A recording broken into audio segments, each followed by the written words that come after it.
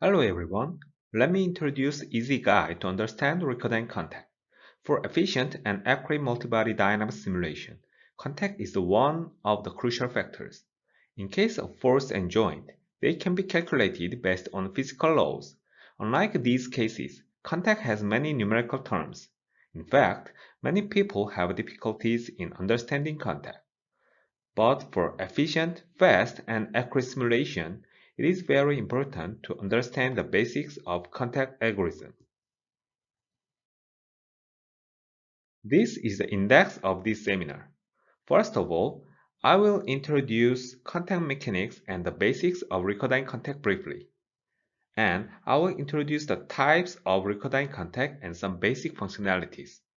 After that, in part 2, I will explain the general process of contact modeling step by step. Finally, I will show some case studies to demonstrate how to determine the contact type and how to use the parameters.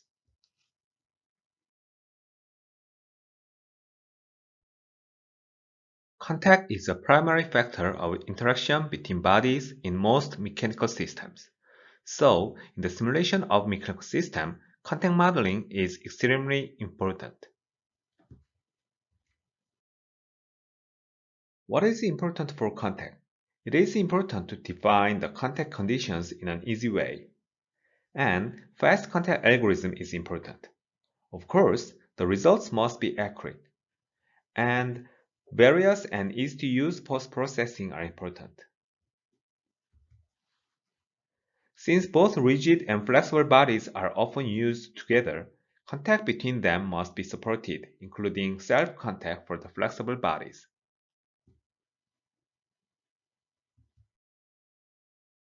RecurDyn contact provides convenient UI to define the contact conditions easily. To define contact is just a few clicks away. And RecurDyn Solver has very fast and accurate contact algorithm. Also, the various results of contact can be reviewed directly in RecurDyn's UI. For beginners, it is enough to use the basic functionalities of RecurDyn contact. However, to be an expert of RecurDyn, it is needed to understand the basic contact algorithm and contact parameters. So, in this seminar, I'd like to explain some key points of RecurDyn contact algorithm and usage of the parameters. This chapter is about mathematical contact algorithm. I believe most of you don't want to learn mathematics here, so I will talk about just key points and skim most of the formula. If you want to know more about the algorithm, please read this document by yourself and refer to the related papers. In fact, the analytical approach has had no big change since the first theory of contact mechanics. Similar to most of CA software contacts, RecurDyn contacts are based on Hertzian contact model. The key is that this Hertzian contact model uses penetration between two objects. I will explain this later again.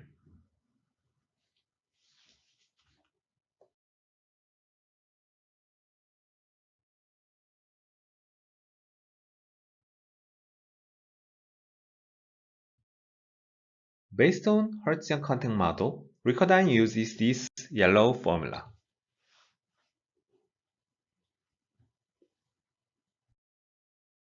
According to Hertzian contact model, you can calculate the stiffness K based on the radii of the spheres. The default value of RecurDyn contact stiffness is based on this value.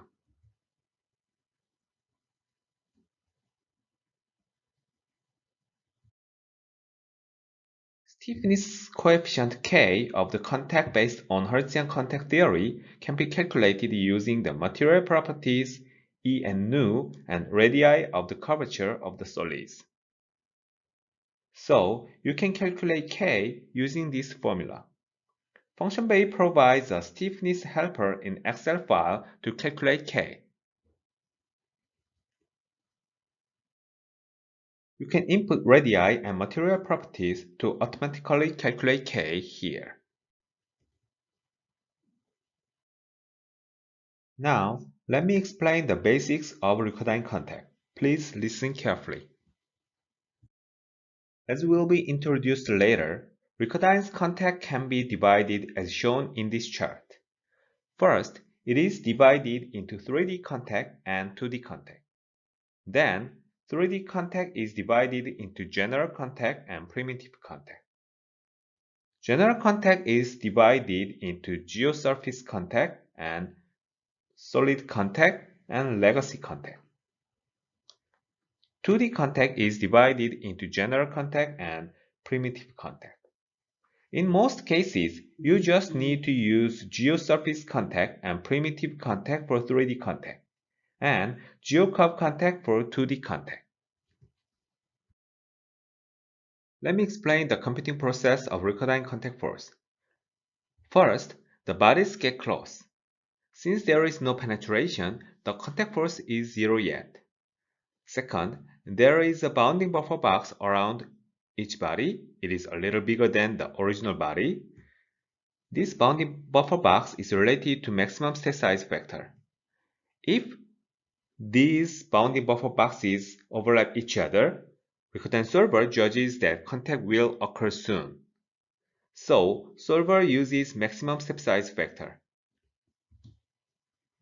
If 2 is used as maximum step size factor, the current solving step size is divided by 2. If 10 is used, the solving step size is reduced to 1/10. Third, contact occurs. Then, contact force is calculated using penetration. Fourth, the bodies are bounced off and separated. After that, bodies and the bounding buffer boxes are not overlapped anymore. So, the maximum step size factor is not used, and the contact force becomes 0 again. In this page, I'd like to explain what penetration is. Penetration is very important in contact calculation. Please see these bodies. In reality, the bodies are not overlapped, but contact algorithm assumes that they can be overlapped like this. Here, the amount of the overlap is called penetration or penetration depth. And RecurDyn contact uses this penetration to calculate the contact force as below. Like this. In this formula, delta is the amount of the penetration. This is the basic contact force formula. If the damping force is included, the formula becomes like this. So, stiffness and damping coefficients in the contact parameter dialog are conceptually the same as stiffness damping coefficients in the spring dialog. Like this. This is the contact force dialog and this is the spring force dialog.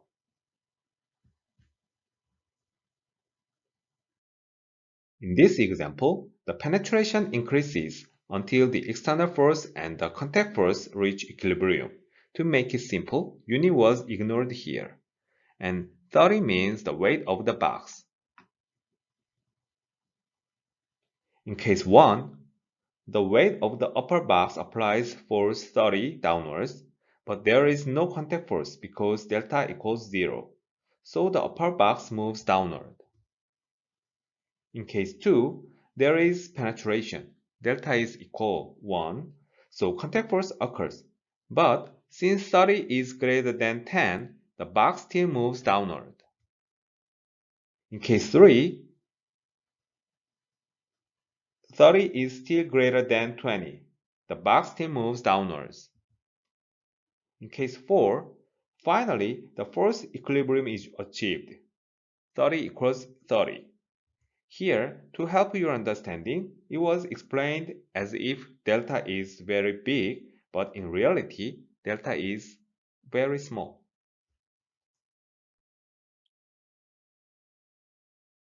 This is the basic formula of the normal force of the contact. Stiffness force is calculated based on Hertzian contact theory using penetration. This is the stiffness coefficient.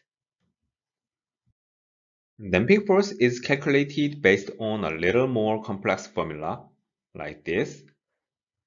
Please note that delta dot is the same as the velocity. There are two methods to calculate the damping force. One is boundary penetration method, the other one is indentation exponent method. But it is okay to use the boundary penetration, which is the default option. Usually, it is okay to use the default value for this rebound damping factor. But let me explain briefly what this is for. The direction of the damping force varies according to the relative velocity direction. The damping force direction is opposite to the moving direction, like this. So, during separation, this damping force can act like adhesion force, as if it is sticky. To reduce the adhesion effect, rebound damping factor can be used. Briefly speaking, the rebound damping factor makes the damping force smaller during separation. Well, friction is very tricky because it is discontinuous. For stable numerical analysis, friction coefficient needs to be expressed as a continuous function like this graph. To make the friction coefficient continuous, not only static and dynamic friction coefficient, but also the parameters called static and dynamic threshold velocities are used. Threshold velocity means the reference velocity to determine static and dynamic state. Conceptually, if the body moves slower than static threshold velocity, it is in static state. And if it moves faster than dynamic threshold velocity, then it is in dynamic state. To detect the collision between two bodies, the solver needs to check if the surfaces are overlapped or not. If the bodies are spheres, it is easy to check because we know the sphere equation. But for the 3D general surfaces, it is difficult to get the equation. So, RecurDyn divides the surface into small polygons to detect the collision. This small polygon is called facet or patch. In RecurDyn, it is possible to preview the size and shapes of the facets like this. The size and shape of the facet significantly affect the simulation performance. So, it is important to understand these parameters to use them efficiently. First, plane tolerance factor. This is one of the most frequently used parameters. There are differences between the curvature and the facet lines. It is kind of error. Smaller tolerance means smaller error is allowed. The smaller this value is, the more facets are generated, and the more accurate results are obtained in general. Max facet size factor limits the size of the facet. It means the smaller this value is, the more facets are generated. This parameter is often used for a flat surface or a cylindrical surface.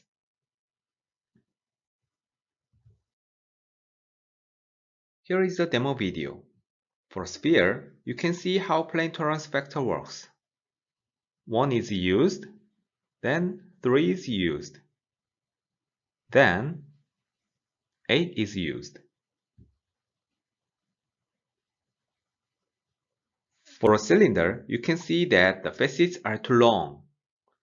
If the plane tolerance factor is changed, the shape of the facets is affected, but they are still long. In this case, you can change max facet size factor. The cylinder surface is divided into small facets. Look at this.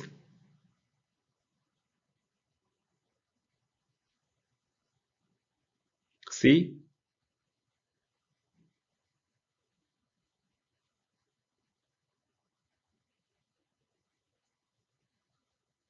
See? Especially in case of the flat surfaces on a box, plane tolerance factor has no effect.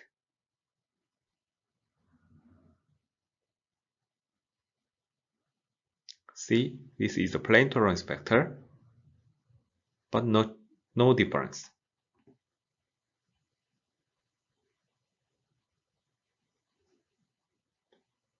In this case, you can use maximum facet size vector for the flat surface, like this.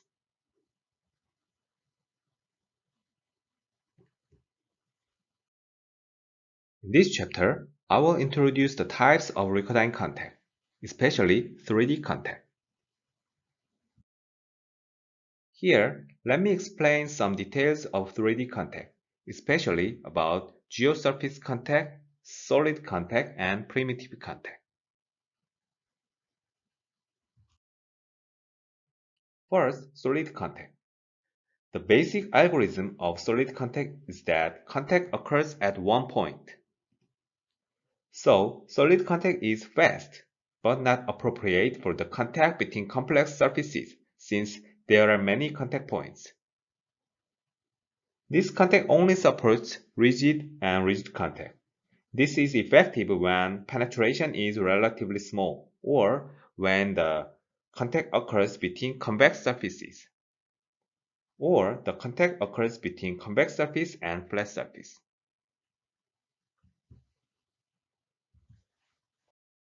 Second, primitive contact. It is also called analytic contact.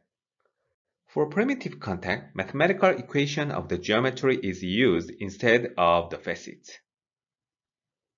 So it is much faster and more accurate than general 3D contact.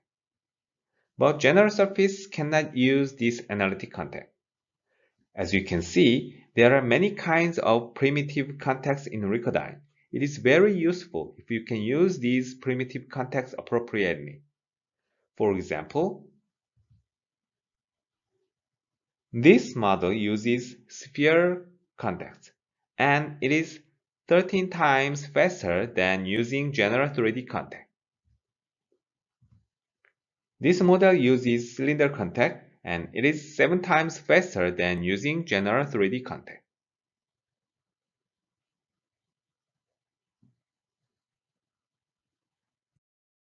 Here is one tip about primitive contact. When CAD geometries are imported, sphere, box, and others are not recognized as primitive geometries in RecurDyn by default. So, you cannot use primitive contacts for them. This option, the convert primitive geometries when importing CAD files, must be checked before importing CAD files. Then, sphere, box, cylinder in CAD geometries can be recognized as they are in RecurDyn too, and primitive contact can be used for them. Let me introduce geosurface contact, which is often called geocontact. This contact is recommended in most cases. If you need to use contact, please use geosurface contact first. Then, you can consider if you can use primitive contacts or solid contact instead. As you can see, if you use geosurface contact, the contact force distribution can be displayed like this. Geosurface contact uses node contact and edge contact. And this contact supports not only rigid-rigid contact, but also flexible-rigid and flexible-flexible contact. Of course, both R-flex and full-flex bodies can use this geosurface contact.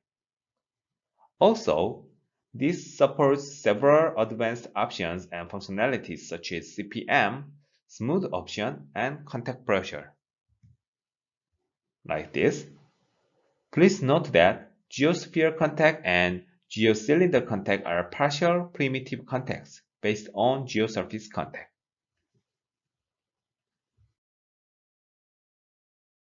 Geosurface contact algorithm uses node contact. Node means the vertices of each facet, like this. So the contact force is calculated at all nodes of the facet. By default, only node contact option for action geometry is checked, like this.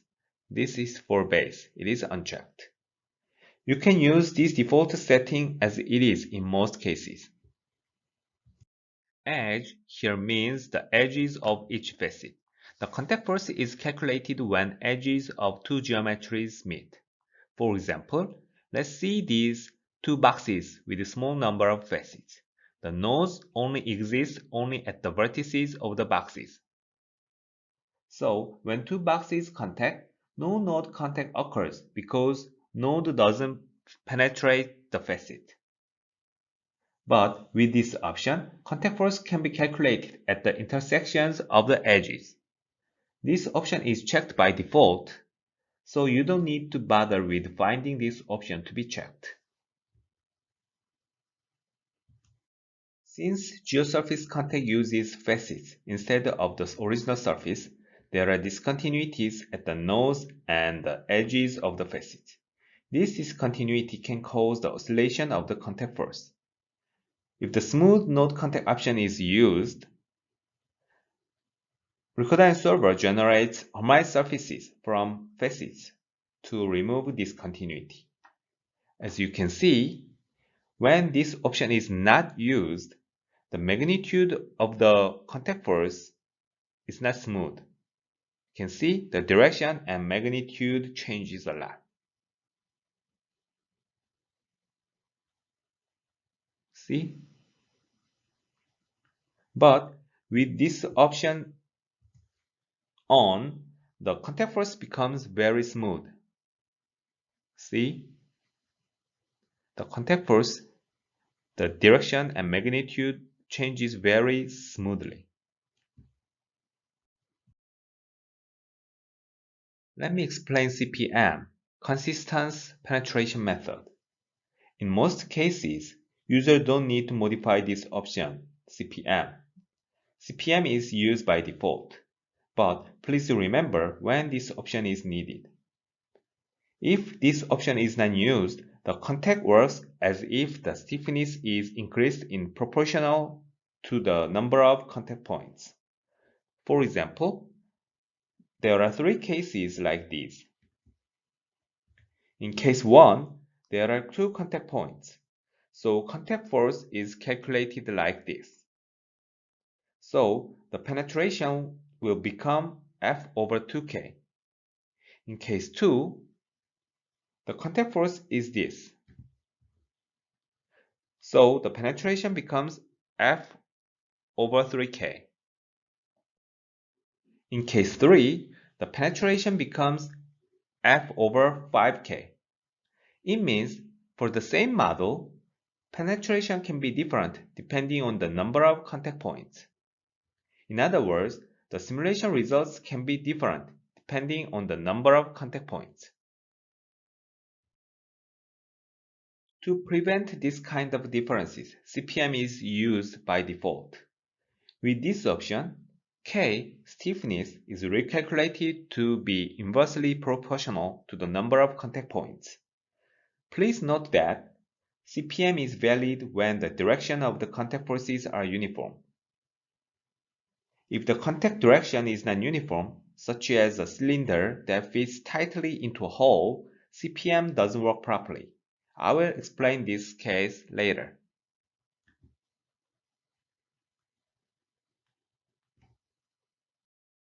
There are legacy 3D contacts. These contacts were developed a long time ago. They are just for the compatibility with the old RecurDyn models, so you don't need to use these legacy contacts. 2D contacts are often powerful option when the bodies have only 2D movement. GeoCurve contact is recommended in most cases. Since this is 2D, curve is divided into short segments, not facets.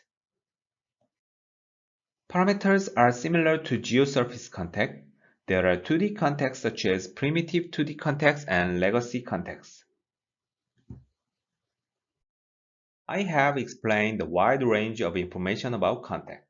So let's review the summary so far before moving to the next chapter. First, RecurDyn contact is based on Hertzian contact model. And this is the basic formula. And please remember that RecurDyn uses the penetration to calculate the contact force. Delta here is the penetration. And I explained the basic parameters for stiffness, damping, and friction. To represent the 3D shape of the geometry, RecurDyn uses facets, and it is important to understand the parameters for facets. For example, plane tolerance factor and max facet size factor. RecurDyn contact can be divided into 3D contacts and 2D contacts. For 3D contact, I recommended geosurface contact for most cases. And I explained primitive contact and solid contact. For 2D contact, I just explained briefly about geocurve contact and primitive contact. Here are some basic technical tips for RecurDyn contact. In fact, I already explained these tips during this seminar, but I think it will be helpful if you read these technical tips later. This is the end of part 1. Then please watch part 2. It's about general process of contact modeling and case studies. If you have any question about this seminar, please post your question on the forum of Function Bay Technical Support site here. Thank you.